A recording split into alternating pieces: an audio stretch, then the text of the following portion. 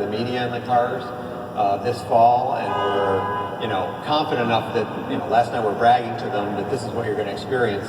We don't do that unless we're quite confident that they really are going to experience that. If they don't, they hit you hard. And so we're confident enough to proclaim that we're quite confident they're going to enjoy themselves out there with this car. We also have a new electrical architecture. It's much faster, sends the signals faster. Actually gives us the capability to do a lot of things kind of in higher resolution than we've ever done before. And cybersecurity, you hear about it, but until it affects you, you don't think much of it. But someday there's going to be a cybersecurity attack on a vehicle, and when that happens, I don't think it's going to be a GM car, because we have this new cybersecurity electronic architecture, and then all of a sudden it's going to be super important. Everybody's going to be super worried about how secure is my car. And then over-the-air reflash capability. Every time we introduce a new Corvette and a new feature, a new this or a new that, first hand goes up. Can I get that on my car? Last year's car? Everybody wants backwards compatibility. And we can't always do it, but now we have the capability of actually doing calibration changes, continuous improvements, things like that can be done over the air. So a huge benefit for you guys.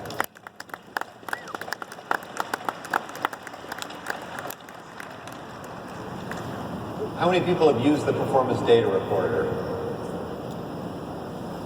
So we kind of invented that, pioneered that, and we're bringing out the second generation now, which has 1080p recording, and we're starting with a database of track start finish lines. So for most tracks, you won't even have to program them in. And then we had a lot of customer requests for point-to-point recording. So in autocross, for example, where you don't end at the same place you start, that was a request, and so we work with Cosworth to do that. And then the Cosworth toolkit that will come out with it will also be significantly enhanced from today. And then a lot of people have said, why can't I just make it act like a dash cam? And we're offering that as well, that it'll just start up and record whenever you're driving. It'll overwrite, so you don't have to hit a button. You can prove you were right at the scene of the accident. Or wrong. Very nice. So other features we have is the Bose audio. We have a demo back here. You can actually listen to it if you want. One of the coolest features is this camera rear view mirror. Once you get used to it, you can't go back.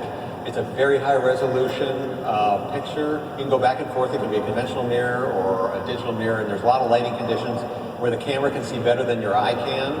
And we mount the camera that drives it on the roof of the car, so it's forward and high, and that means you get a great view of your blind zones. You can zoom it in if you want, so you can see if the car way behind you has a light bar on it, or go wide angle. See the corners, see into your blind zones, or any use case you could think of. So the biggest applause line last night was our front lift system. So it's especially appropriate for mid-engine cars because the front tires come back, the front overhang is typically longer, ours is a little bit longer, we try to keep it at a minimum.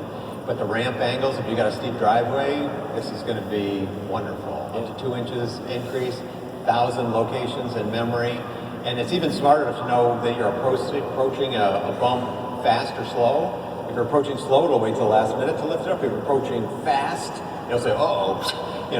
It'll pick it up, start picking it up earlier, saying you're not paying attention to what you're doing, it'll start picking it up earlier. So really cool feature, and everybody quickly appreciated that one.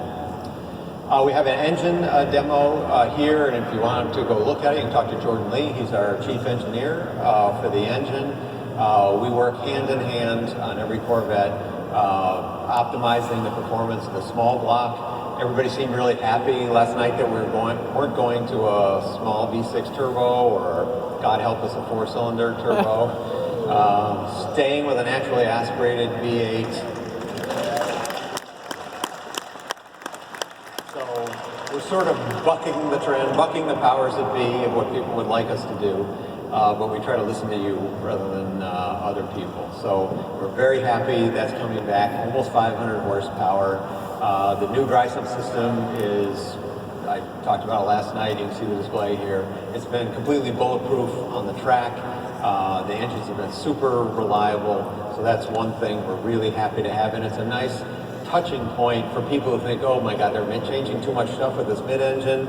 Well, there's the small block sitting right in the heart of the car. Very familiar, and it's really cool to hear it. You'll recognize the exhaust sound immediately, and it's really cool to hear that engine coming from behind you. It's very, very, very fun. So we can skip past the rest of the engine stuff, get on to the DCT. So when people started putting DCTs in production, one of the questions we got asked all the time was, when are you going to have a DCT? Even when people didn't even know what a DCT was. Like, when are you going to have a DCT? And so, it's based on the media reports. And there's good things about DCTs and bad things about DCTs. And the DCTs can be wonderful, but to do everything well, to have that real crisp, engaging mechanical shift quality, immediacy on the paddle, and have it be a perfectly smooth automatic type transmission is a big challenge. We worked with our supplier of the current manual transmission, Tremec, and we designed one from scratch for this car. Completely blank sheet of paper, and it meets our requirements. There was nothing in the world that would stand up behind this new motor and fit in this architecture. We slammed it down to the ground. It really needed to be compact so we could have the rear luggage volume. So we had to do a DCT ourselves. And the net result, partly because of the electrical architecture, the super fast response times, this thing works exactly like you would dream it could. It's really, really wonderful. Very engaging, and it has a lot of features that can be operated like a manual transmission. So if you're a manual fan, you'll find a lot to like. It's not exactly the same as a manual, but there's a lot to like about this transmission. We set it up with 8 speeds, first gear, gets you out of the hole unbelievably quickly. It comes off the line harder than any car we've ever done. We set up 2 through 6 for track work, so it keeps the engine on the power peak on any track in the world. And then, like a Corvette tradition, you shift it up into 7th or 8th, and the car can be quiet, and the engine runs slow, and you get good fuel economy, good range. Or if you put it in track mode or pump up the exhaust, you can have the nice burble as you motor down the road. And I think one of the biggest drop the mic episodes last night was when we announced 0 to 60 under 3 seconds. I think that came as a little bit of a surprise to people.